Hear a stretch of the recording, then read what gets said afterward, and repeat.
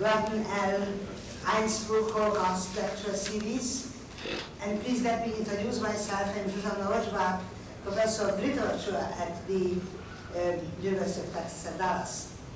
And it is my pleasure and privilege to introduce Professor David Patterson, who is the One-Bloom, who holds the One-Bloom Excellency Chair at the University of Memphis. He also is the director of the Judaic Studies program. Professor Patterson is a member of a number of major advisory boards, among others the World Union Jewish Studies Board, the Associate Studies of the Association of Jewish Studies for Jewish Studies Board.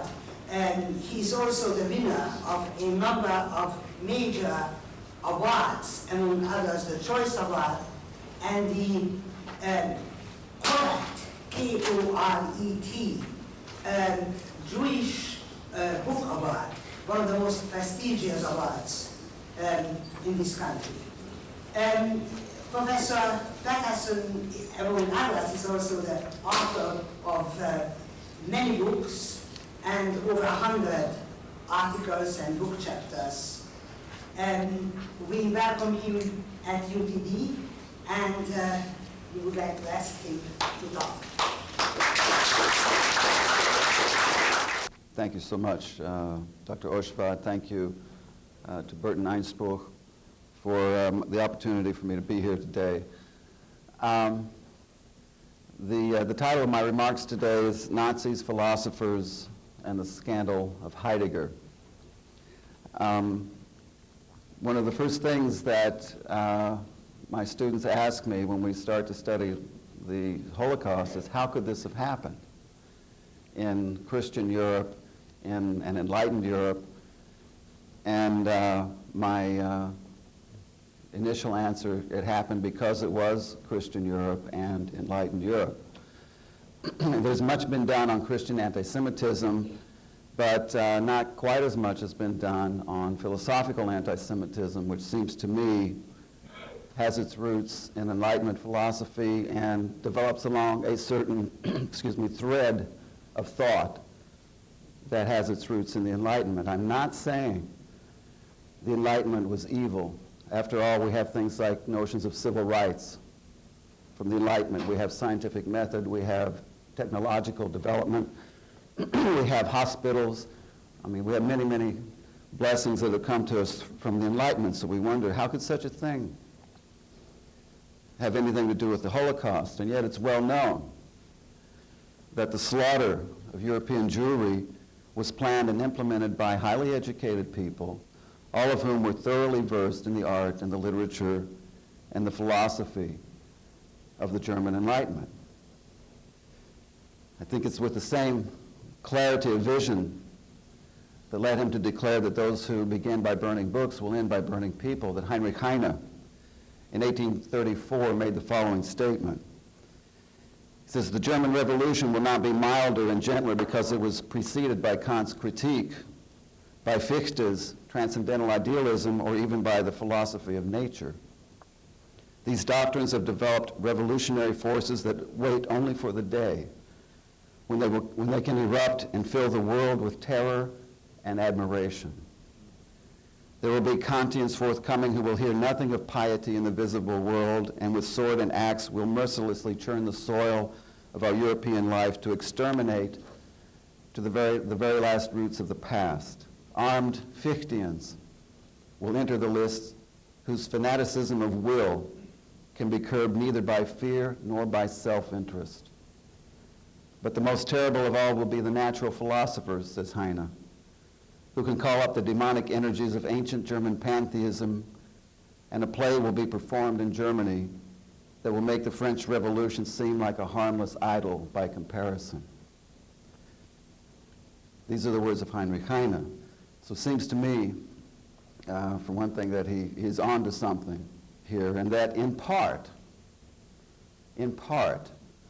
the the Holocaust happened not because there was a philosophical break with Kant and Fichte and Nietzsche, but because of a certain line of development that follows, its path through these thinkers.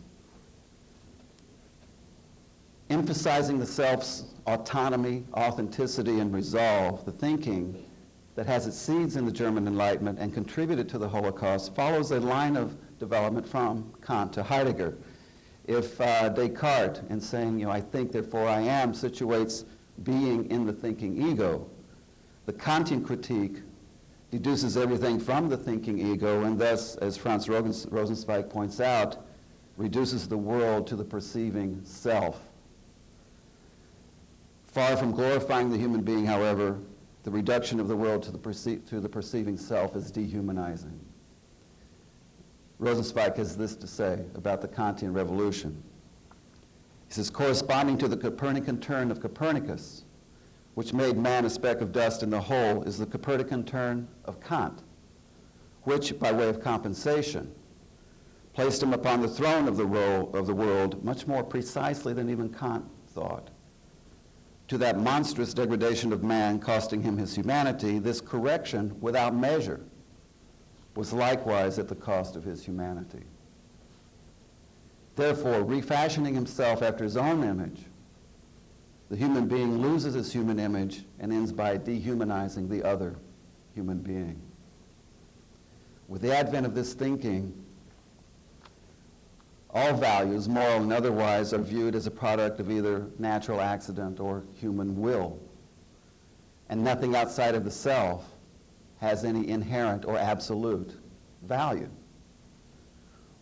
I think here we can recognize some of the basic ingredients of what would become postmodernism, and it seems to me that the postmodern period, in fact, is not post-Holocaust, that in fact it is already germinating and sprouting with Heidegger himself prior to and into the Holocaust. With the emergence of Heidegger, I think thinking is already postmodern because the holy has already been thought out of the picture.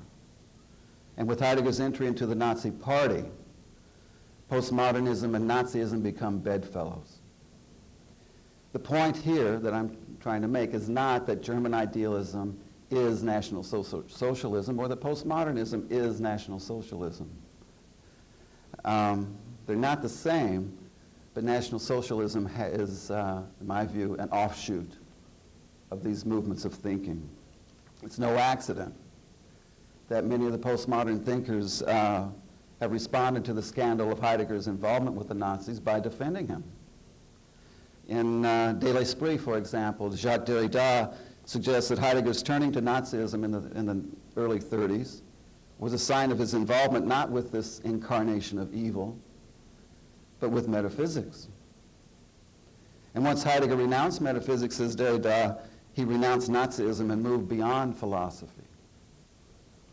Of course, Heidegger himself never uttered a word of regret or retraction. And Derrida views his silence as a form of renunciation and repentance, you see. So the philosopher saying nothing gets deconstructed into confession and expiation. Derrida here adds his own silence to Heidegger's silence because he never mentions what he certainly must have known, Heidegger's comment on what Heidegger called the inner truth and greatness of Nazism that appears at the end of the 1953 edition of the Introduction to Metaphysics. Now, what Heidegger refers to as the inner truth and greatness of Nazism, I think is traceable to an outlook, is an outlook traceable to Kant's notion of autonomous will, culminates in Nietzsche's insistence on a will to power, and it's exemplified in Heidegger's emphasis on resolve as the mark of authenticity. Of course, Heidegger says Dasein is its own self in the original isolation of silent resolve. And when you think of the original isolation of silent resolve, at least what comes to my mind is many images from Nazi art, if that's not an oxymoron. I think it came to Heidegger's mind as well. In this connection, one of Heidegger's students, Hans Jonas, points out that here, with this emphasis on resolve, decision itself is the greatest virtue. Heidegger identified the decisiveness of the Führer and the party, says Jonas, with the principle of decisiveness and resoluteness as such. When I realized, appalled, this was not only Heidegger's personal error, but somehow set up in his thinking, the questionability of existentialism became apparent to me, says Jonas. Now, of course, a key category in existentialism is freedom, where freedom lies in doing anything one can find the resolve to do within the context of a self-legislating autonomy, and not, for example, in response to a divinely given law, as Jewish teaching maintains. So the thinking that begins with Kantian idealism and culminates in Heideggerian postmodernism has to seek the elimination of heteronymous Jewish thought. It has to. Inasmuch as such thought, such Jewish thought, embraces an absolute authority of the Holy One who is known only through an uncompromising commandment that comes from beyond, the self-legislating autonomy. This Jewish embrace of divine commandment that comes from beyond oneself, this Jewish heteronomy, is what Heidegger complained of when he complained of the Jewification of the German mind. And so the philosopher joined the party that would see to a final solution to the Jewification problem. In its philosophical implications, then, the Nazis' annihilation of the Jews and Judaism was not just a case of scapegoating or racism run amok. In keeping with a major line of philosophical development from Kant onward, the Nazis sought the destruction of the God of Abraham and everything he signifies through the destruction of God's chosen. And Germany's philosophers were generally with the program. Now, what was the role of German philosophy and the philosophers in the murder of the Jews? In June 1939, the National Socialist Association of University Professors held their annual meeting. At that time, the head of the organization was Walter Schulze, who I believe was a professor of economics, not a philosopher, but a very educated man. Even people in economics in Germany had read German philosophy, you can be sure.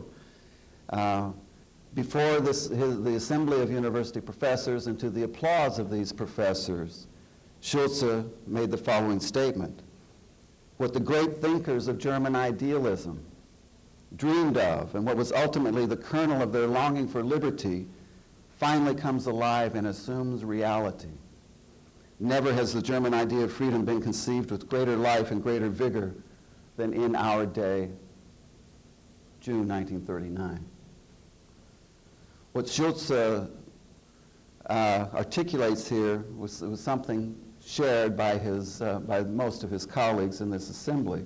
By 1940, when the Nazis' intentions toward the Jews were quite clear to most, nearly half the philosophers of Germany were members of the Nazi Party.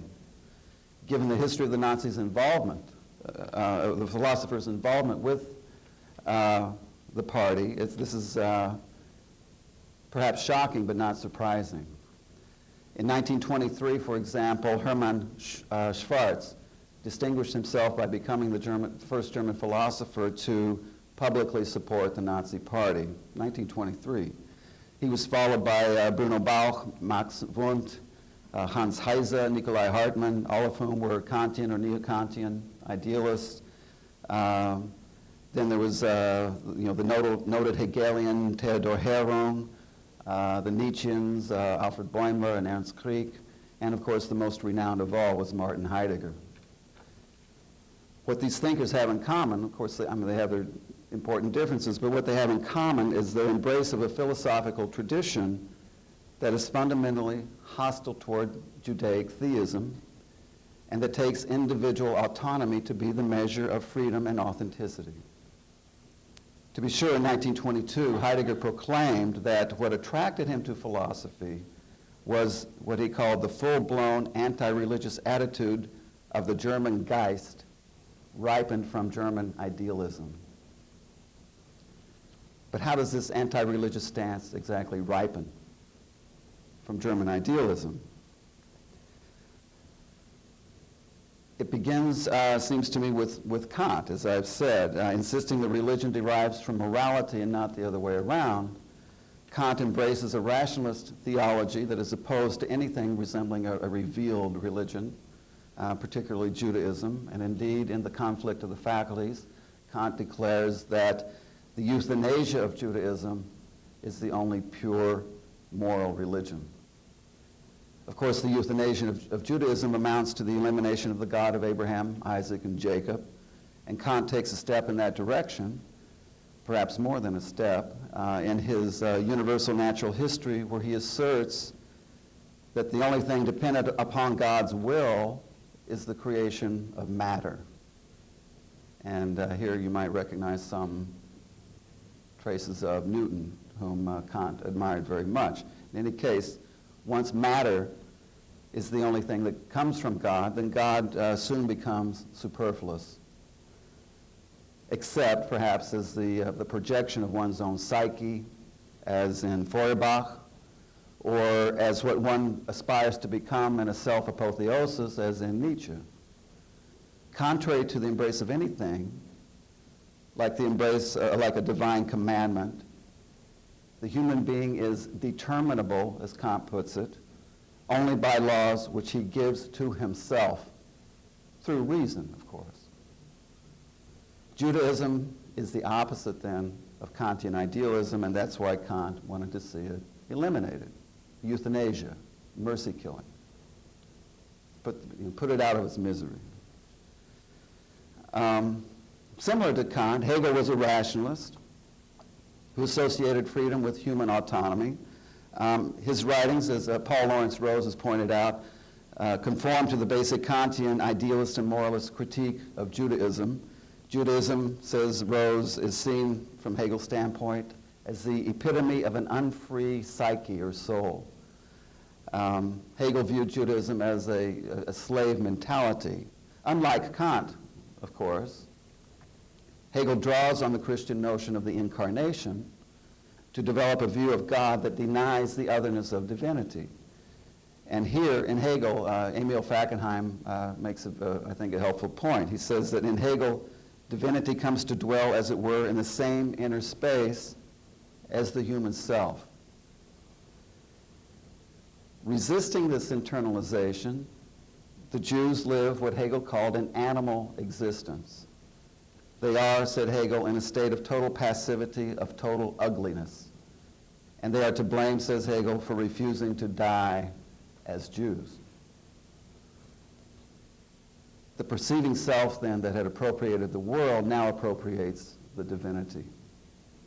And the philosophical result of this incarnation of God in the self and the subsequent deprecation of the Jews unfolds in the thinking later of the atheistic neo-Hegelians such as Feuerbach and Marx, where, as Fackenheim points out, the divinity vanishes in the process of internalization to be replaced by a human potentiality that is infinite in its modern freedom. And this is where it gets scary. The human modern freedom is infinite. There's no limiting principle, you understand. Because it's infinite, then, the modern freedom eliminates the infinite one, the Holy One, so that human beings may now do whatever they have the will to do. Indeed, they're justified by will alone. Taking the next step, you have Nietzsche, who determines that the will to power is the will to freedom, where freedom is understood as an autonomy beyond any law that is resolute and decisive. Indeed, as Heidegger says this in his book on Nietzsche, he says, the will to power designates the basic character of beings. any being which is, insofar as it is will to power. The expression, says Heidegger, stipulates the character that beings have as beings. And here Heidegger emulates Nietzsche's assertion that German philosophers are commanders and legislators. They say, thus shall it be. Their will to truth is will to power, says Nietzsche. Truth and power become one and the same. And so after Nietzsche's will to power defines the character of beings, Heidegger's resolve defines the authenticity of being. For resolve is the height of autonomy and freedom. Okay? Now, it seems to me, in trying to hash this out, one of the helpful thinkers is Emmanuel Levinas. Levinas says that beginning with Heidegger and culminating Kant and culminating in Heidegger, a philosophy of power, says Levinas, ontology is as first philosophy, is a philosophy that does not call into question the same. It is a philosophy of injustice. Heideggerian ontology, which subordinates the relationship with the other to the relation with being in general, remains under obedience to the anonymous and leads inevitably to another power, to imperialist domination, to tyranny, says Levinas. Grounding freedom in the autonomy and authenticity in the resolve of the self, this strain of German philosophy situates freedom beyond the law or any law and is therefore lawless. It is, as Levinas rightly argues, the outcome of a long tradition of pride, heroism, domination, and cruelty that continues to exalt the will to power. This is the philosophy of Folk and Führer. It's a philosophy that insists, as Heidegger himself insisted in 1933, that the Führer himself and he alone is the present and future German reality and its law. Thus spoke Heidegger.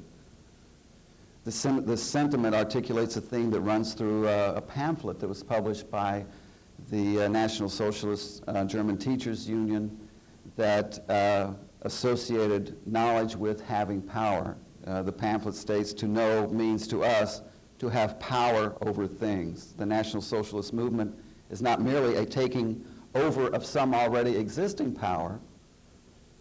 It is rather a complete revolution of German existence. It's a complete, other way of thinking, and Heidegger was one of the professors who put his name to this pamphlet. On the 27th of May, 1933, after Dachau was in operation, after a number of anti-Semitic laws had already been passed, Heidegger delivered the infamous rectorial address at the University of Freiburg.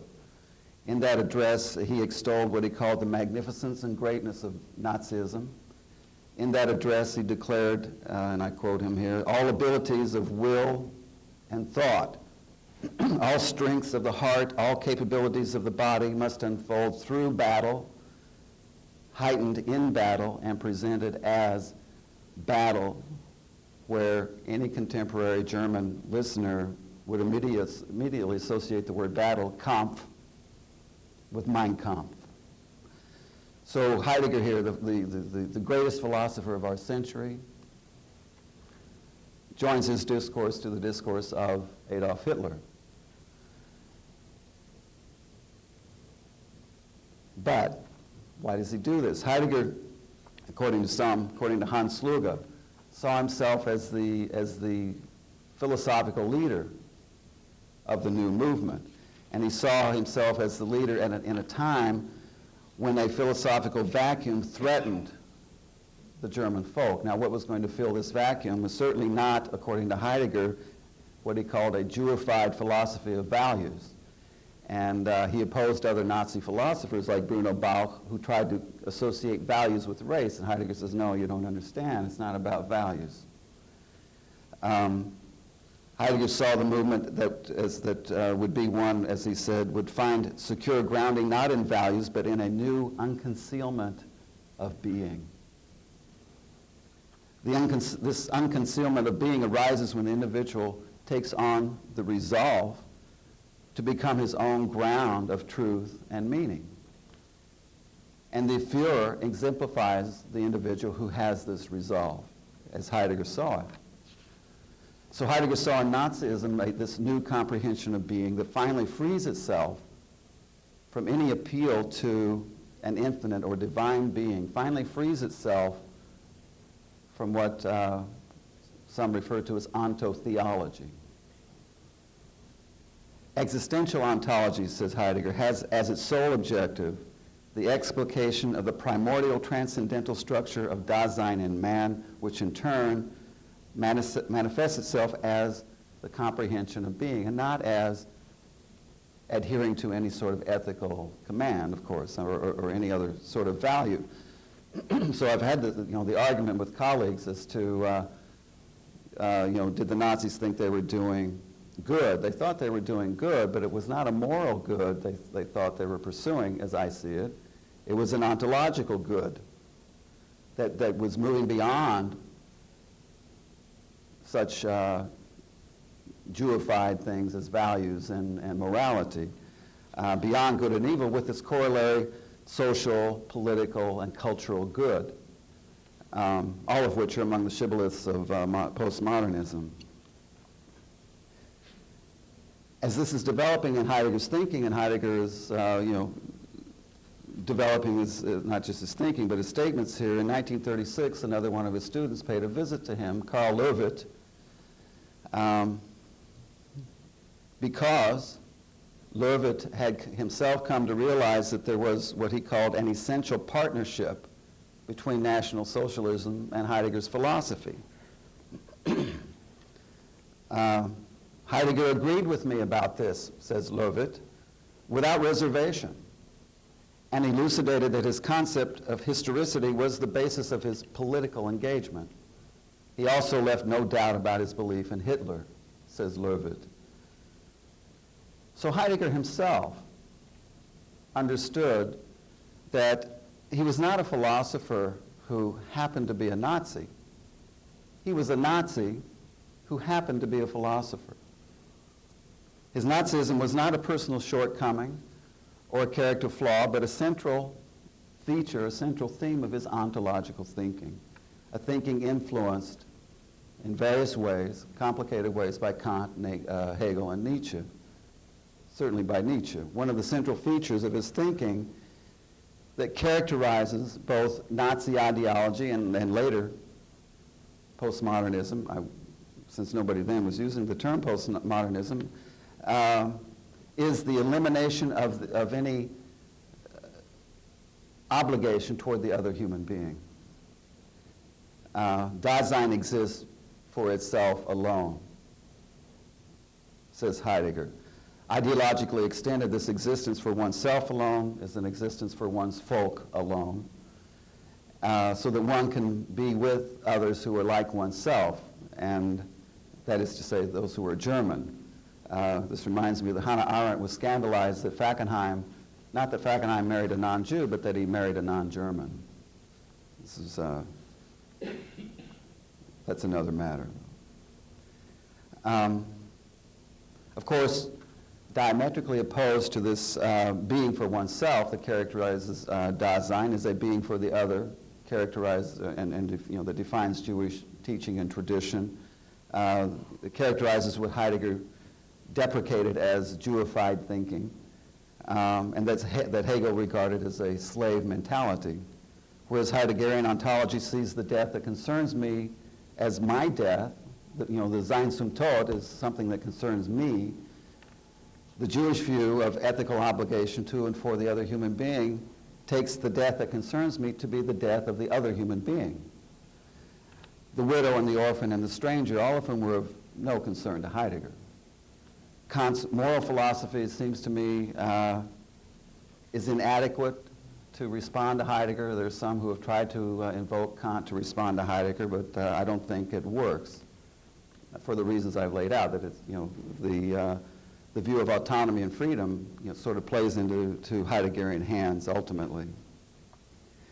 In fact, the mark of contradiction in the categorical imperative, if you look at Kant's examples in the the Grundlegung, the grounding for the metaphysics of morals, the contradiction you run into when you examine whether murder is moral is that it's going to come back and get me. It's a contradiction of self-interest.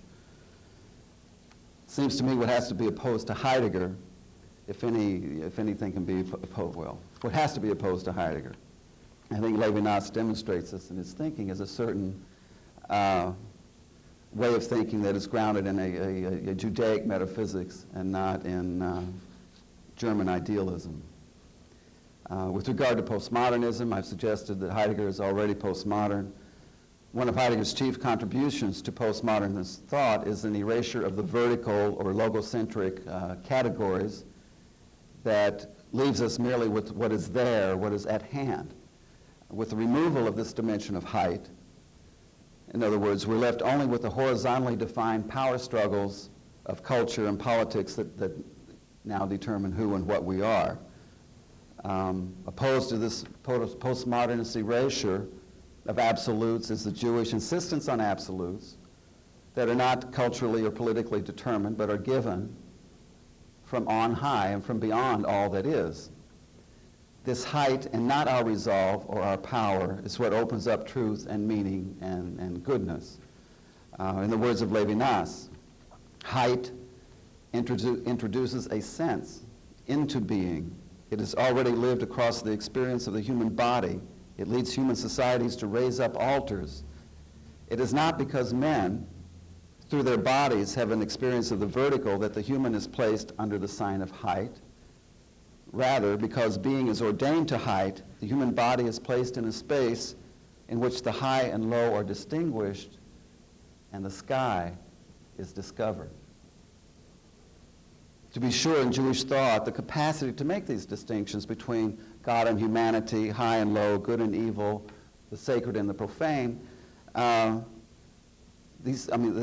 ability to make these distinctions forms the basis of any notion of holiness from which the sanctity, the absolute sanctity of every human life can be derived. As Heidegger ushers in postmodernism, however, being loses the dimension of height that imparts meaning to it and is leveled into a flat land of neutrality.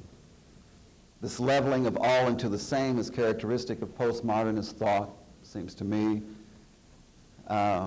Precisely the postmodernist thought that went into the making of the concentration-area universe, where the living and the dead were ultimately indistinguishable. I'm thinking, of course, of the Musselman, as Primo Levi describes the Musselman.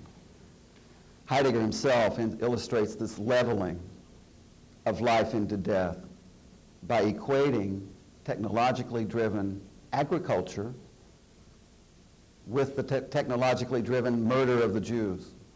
They're the same. Commenting on this view, Jürgen Habermas makes a good observation. He says, under the leveling glance of the philosopher of being, the extermination of the Jews, too, appears as a happening, where everything can be replaced as one likes with anything else. This world in which everything can be replaced as one likes with anything else is precisely the postmodern world. And Heidegger is among those who sire that world. In that world, the human being is rendered faceless. Anyone can be replaced by anyone else. All are the same, everything's the same, every culture is the same, every value is the same.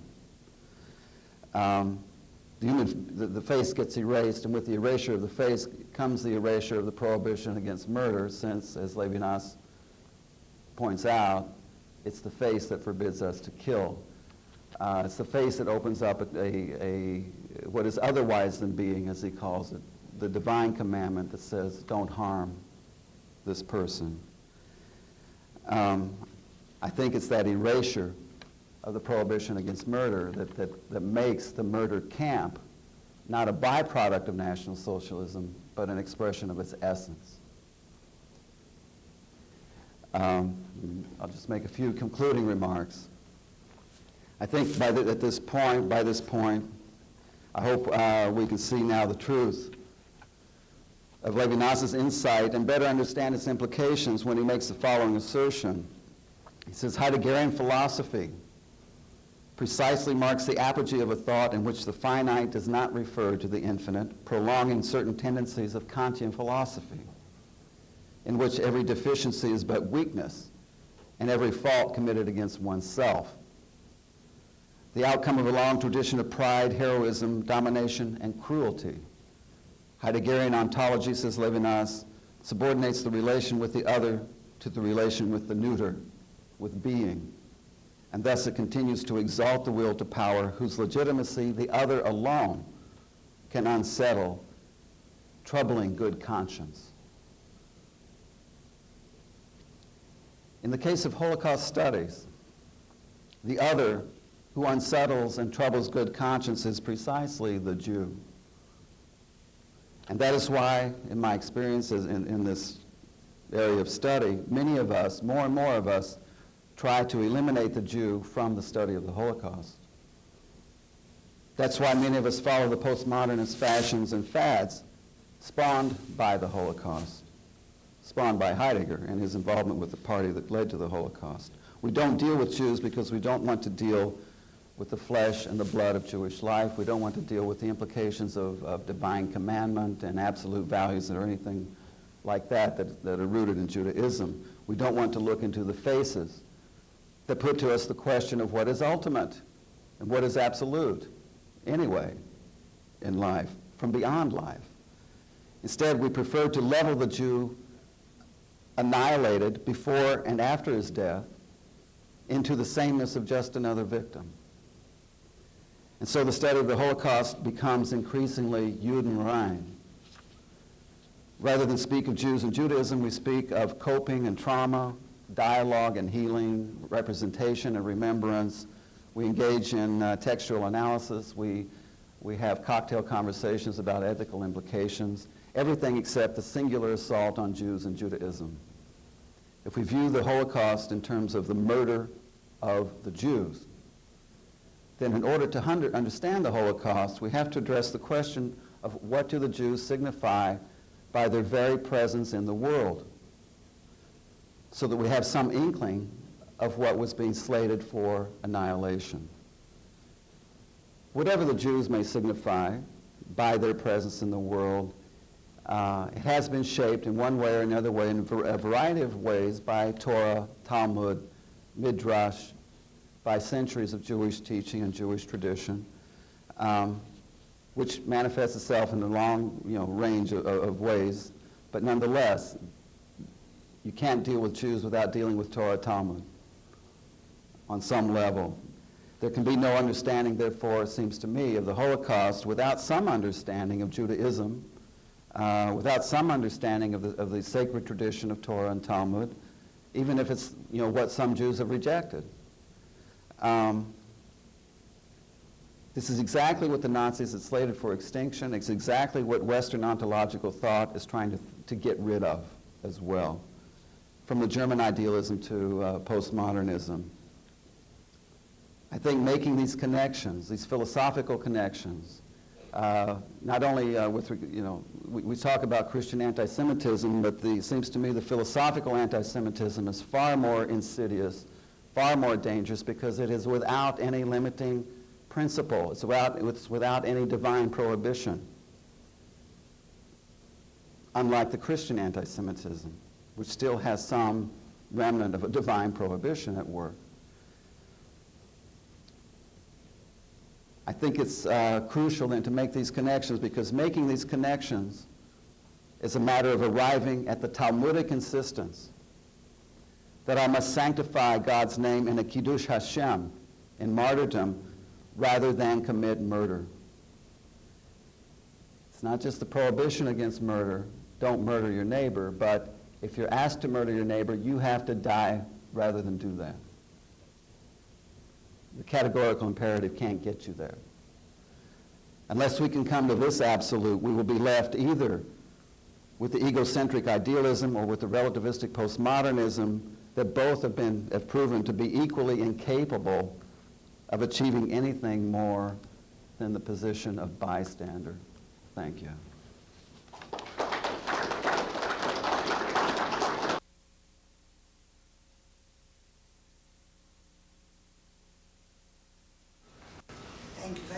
Professor Patterson. Please ask questions. Fred. I find your connection between Kant and Heidegger and the Nazis and postmodernism absolutely brilliant, and I think it's completely, it illuminates a whole period in a way which should shock us and should make us think again. I guess my question really, and it's a question I'm asking myself and that I want help on, is that about a year and a half ago, a group of people who either had themselves or were driven by people who had an intense sense of the holy, an intense sense of the application of the divine to every detail of human life, flew a couple of airliners of people into the Twin Towers, which one could very well see as representing secularism, the pride of human life and human individualism, and as representing a civilization which prides itself on being politically secular. How do we, in other words, my question is, does a belief in an absolute higher law, a divine law above us, does that automatically protect us from the commission of atrocity? The belief in an absolute divine law automatically protect us from committing atrocities against other people, correct? I'm so glad you asked this. I've spoken about thinking God out of the picture and elevating the human to the status of, divinity. It's equally dangerous to think the human out of the picture and have only God there. And Feuerbach, whom I frankly don't care for, does make an interesting statement where he says, a statement worth thinking about, we have to sacrifice God to love, because if we don't, we'll sacrifice love to God and we'll end up committing these atrocities. I think here, in my opinion, in my very limited understanding of Islam, the human is thought out of the picture, and the authority of God is everything. Obeying God is everything. And Muslims never refer to God as Father in their prayers. I mean, it's not thinkable to do that. What I see personally, again, I can only speak for myself, in Judaism is the insistence that the relation to God can find its expression only in the embrace of your fellow human being. This is why the tablets are given on 2 tablets. The commandments are given on 2 tablets. It's not that God couldn't write small enough to get it on 1. It's rather that there are 2 realms of relation that articulate a single relation. Therefore, I can't claim to have a relation to God and murder my neighbor. I can't have a relation to God and betray my wife. I can't, so nothing justifies murder. Now, of course, in Jewish teaching, sometimes killing is justified. When is it justified? If it's the only way you can defend your family or yourself, you can kill someone. There's also, very interestingly, in the context of Nazis and Holocaust and stuff, if I see someone trying to kill you, and the only way I can stop it is to kill the one trying to kill you, I have to kill him. But you see, it's all back to how do you understand the sanctity of life? How do you regard what you might even see to be the need to kill? If you look at some societies, like the ones who perpetrate this Twin Towers event, they're celebrating it. They're dancing in the streets. They're not ashamed of it. They would never, they won't say, as Golda Meir says, we can forgive you for anything. We can even forgive you for killing our children, but we will never forgive you for making our children kill your children. See, that's a difference. would you say that what percentage of Jewish people today have, through maybe the influence of postmodernism, are really living nationalism rather than a commitment to God? What percentage? I have no idea. I know that, well, I have met many Jews and know many Jews, and I know almost no one that is suffering from this confusion in my personal experience. I'm sorry, I can't really guess a percentage. You know. Trivial question, just a reference to that magnificent quote you gave at the beginning from Heine. Where does that come from? About German philosophy. That's The name of the essay. About German philosophy. About German philosophy, yes. It's an essay. Yes. As, or not using humans as means to an end. He talks about how they're an end to Yes. themselves. And he says that, you know, human is the highest that you could go. How does he go from speaking this, which seems anti-Nazi or anti-Hitler, taking a total 180 and saying, oh, by the way? Or how does somebody take that and turn it into Nazism? I mean, how does that work? You know, one of the expressions of the categorical imperative, never treat the other human being as a means, but only as an end. Right.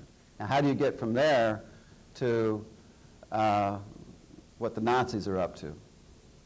It's an excellent question. But there too, Liz, let me repeat, I'm not claiming that Kant was a Nazi. Okay. The question is, where do you place the seat of truth and authority and morality? If you place it in human reason, even if you can come to this beautiful guideline, philosophical, guideline, don't treat other people as an end, but only as a means. Once you situate the authority of that in yourself, then you lose anything other than your own reason that might prohibit you from acting otherwise, and you lose anything that's contrary to self-interest. You have to treat yourself also as an end and not as a means, and therefore you can't arrive at what I referred to in the end as a Kiddush Hashem. That's what is needful. It's not only the prohibition against murder. There's also the commandment that I would argue that reason can't derive, namely that I have to die rather than commit murder. So it's taking that martyrdom out. I don't like the word martyrdom. I prefer Kiddush Hashem, sanctifying, the Holy One, to martyrdom. And of course, let me just add one other thing. Kant was a genius, and Kant therefore was smart enough to know that there were limits to what he could demonstrate. He couldn't demonstrate the goodness of the goodwill, for example. So, he knew the limitations of his thinking. It seems to me, without a divine mitzvah, a divine commandment, then the very thing that Kant knew he couldn't demonstrate starts to evaporate. Heidegger, and he was afraid of from what I got out of it, the belief in the God of Abraham amongst the Jewish people, or that thinking being penetrated into the German society, if I'm on the right track. But that thinking, doesn't that also, or that belief in the central God, the one and only divine power, that's also in the Christianity and Islam, and in every monotheistic religion. What set Jewish people apart that Heidegger and Hitler ran out and saying, no, you? That just didn't kind of make it clear that just that one belief, which almost most of the world shares, set them apart. Well, that's an excellent question. Heidegger was so worried about the Jewification of thought. Wasn't he worried, if I can paraphrase, about Christianizing German thought or Islamizing German thought? Because these two invoke a divine absolute. I think that, and I can't say for certain how far Heidegger thought this through, but I can see why the Jews would be a particular problem. and it's this. Unlike Islam and Christianity, Judaism emphasizes how you treat your neighbor far more than the content of your belief, faith. From a Christian can retreat to his cell, to the monastery, pray all of his life, all of her life, in complete faith and be assured of a place with God. From a Jewish standpoint, there's no room for the monastery and no room for the cell. You have to get married, for example. You have to engage in concrete actions in the world. You have to affect the world. Also, Islam, similar to Christianity, also divides the world into believers and non-believers. If you read the Quran, the fire is for the non-believers. In Judaism, we have the teaching that you don't have to be a follower of Judaism to have a place with God. In fact, it's a rabbi's duty to talk you out of converting if you want to convert. I know for this from experience. You want to convert to Judaism, you'll say, oh, you must be insane. You don't have to do this to have a place with God. If you go to a priest or to a Muslim, I want to convert to Islam, I want to convert to Christianity. Oh, come in. You'll be saved. Because you're following this belief without any necessary requirement for any concrete action. Now, that's more true of Christianity than Islam. And a Muslim has to engage in certain concrete actions every day to be a Muslim. I think Heidegger wasn't worried about the Muslims because they weren't there. I think he wasn't worried about Christendom because Christendom had already capitulated, basically, to Enlightenment society and Enlightenment thinking. Even though people still were getting baptized and married in the church, it was rapidly becoming not something taken seriously. Perhaps there is time for one last question.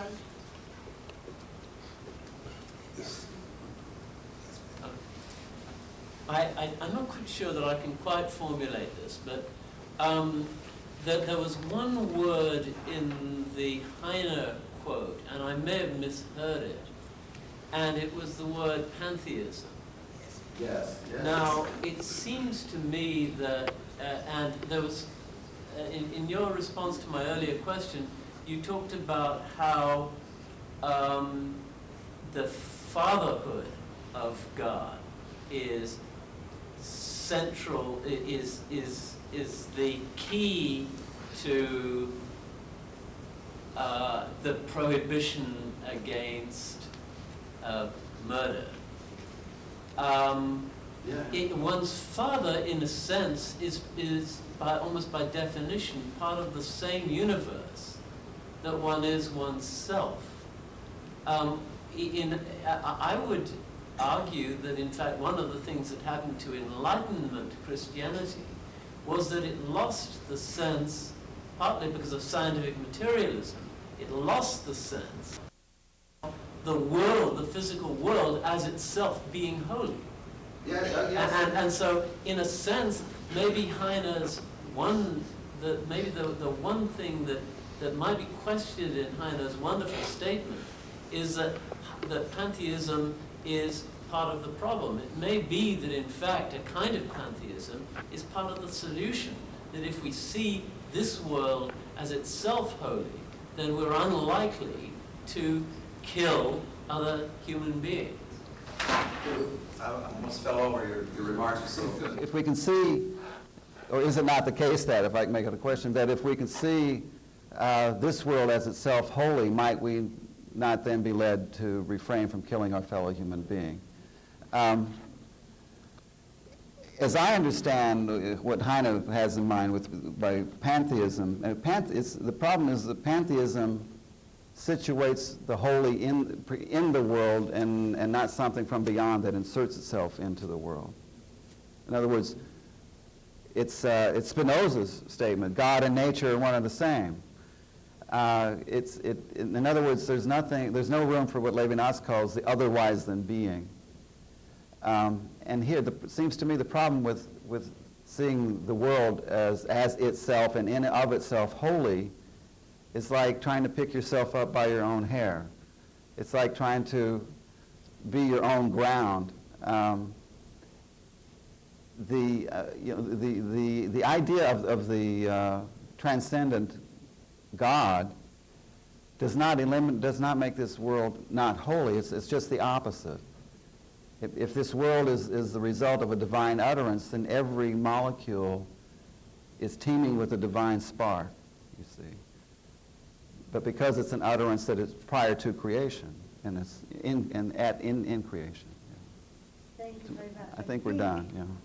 In the corridor, we can continue the discussion, but I think we must finish. I have 12.